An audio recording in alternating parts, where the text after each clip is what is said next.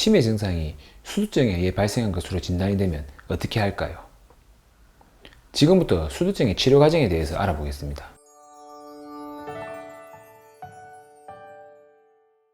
안녕하세요. 손재영 의사생활의 신경과 전문의 손재영입니다.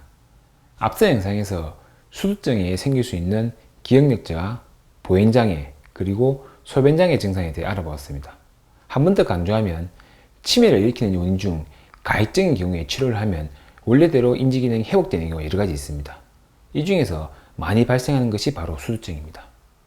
여기서 이야기드리는 수두증은 정상내압 수두증이라 하여 내측수액이 증가하여 내실이 넓혀졌지만 내측수액의 압력은 정상 범위에 있는 수두증으로 이는 주로 60세 이상의 어르신들에게 생깁니다.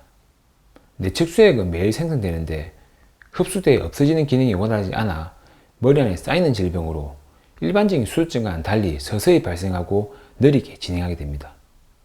수두증은 임상 양상이 인지저하를 일으키는 알츠하이머 치매 혹은 보행장애가 있는 파킨슨병과 비슷하기 때문에 정확한 진단을 못 받는 경우가 생각보다 많습니다. 실제 연구 결과를 보면 대략 20%의 정상 내압 수두증 환자분이 정확한 진단을 받지 못한다고 합니다.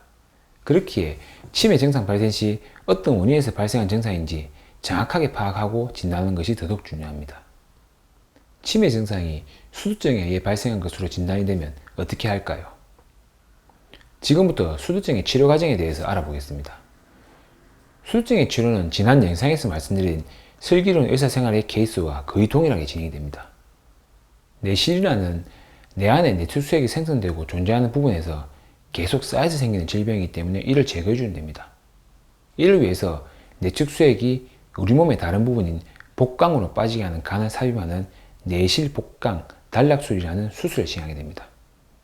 하지만 이러한 수술 전에 점마 수술을 하면 환자의 증상이 호전이 될지 알아본 테스트를 먼저 합니다.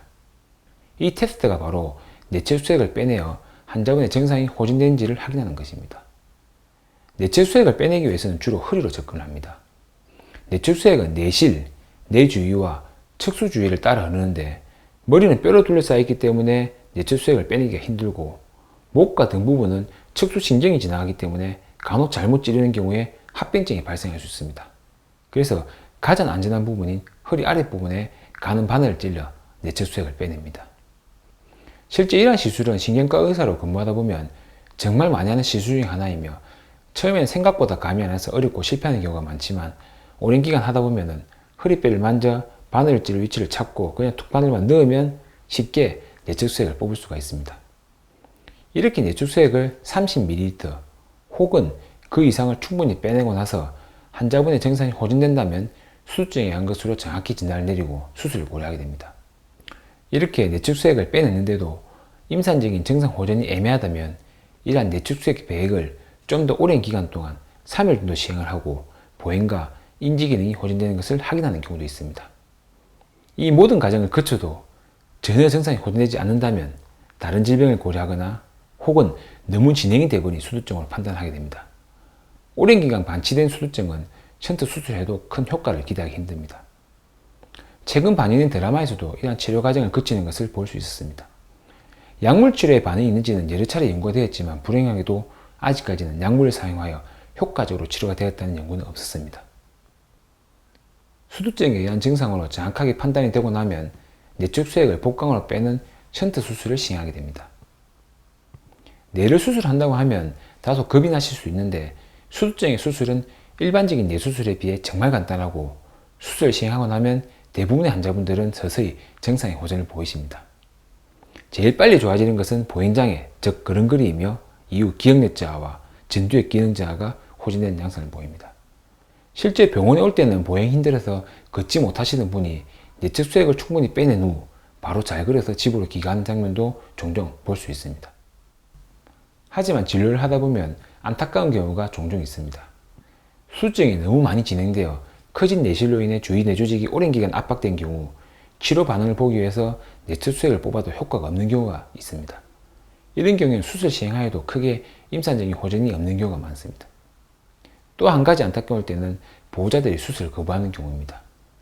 분명히 수두증에 의해 발생한 임산 증상이 맞고 내측수액 검사를 하고 호전이 되었는데 수술을 하지 않는 분들이 생각보다 많은 것 같습니다. 특히 환자분이 고령이시거나 다른 신체에 암질환과 같은 심각한 질병을 가지고 있으면 아무리 설득을 해도 수술을 하지 않는 분들이 종종 있습니다. 실제 70대 후반이신 제 지인의 어머님도 인지저하 증상으로 수두증이 진단되어 수술을 몇 차례 권유했지만 고령을 이유로 기어코 수술을 하지 않으셨고 현재까지 외에서 약물 치료 중이시지만 시간이 지나면서 조금씩 악화되고 있어서 안타까운 마음이 듭니다. 이런 경우라면 어쩔 수 없이 그래도 조금이라도 도움이 되는 약물을 처방하게 되고 증상이 너무 안 좋을 때는 병원에서 내적 수액을 충분히 빼고 가시는 치료를 시행하게 됩니다. 하지만 원칙적으로 수두증에 발생한 인지기능 저하, 보행장애, 소변장애는 션트 수술이라는 간단한 내수술로 호전이 될 수 있기 때문에 가능한 수술을 시행하는 것이 환자분의 증상을 호전시키고 일상생활을 영위하는 데 도움이 많이 됩니다. 그러니 이러한 질병이 확실히 진단된 경우에는 꼭 치료와 수술을 받으시길 추천드립니다. 오늘은 치매를 일으킬 수 있는 수두증의 치료에 대해 알아보았습니다. 수두증은 치매 증상을 보이는 질환 중 치료가 가능한 질병이며 모든 질환들과 마찬가지로 조기에 정확한 진단과 적절한 치료를 받으면 증상이 비교적 빠르게 호전되는 질병입니다. 또한 약물로는 치료가 되지 않으며 간단한 수술로 완치가 가능한 질병입니다. 부디 해당 증상이 발생하면 조속히 병원에 내원하셔서 빠른 진단과 치료를 받으시고 수술로 증상 호전이 가능한 경우 꼭 수술을 받으시길 바랍니다. 구독자분들 또는 가족과 지인분들 중 수두증 증상을 겪고 계신 분이 계신다면 치매 증상에서 벗어나 편안한 일상생활을 누리기를 진심으로 기원합니다. 오늘 내용이 도움이 되셨다면 구독, 좋아요, 그리고 알림 설정까지 부탁드립니다. 감사합니다.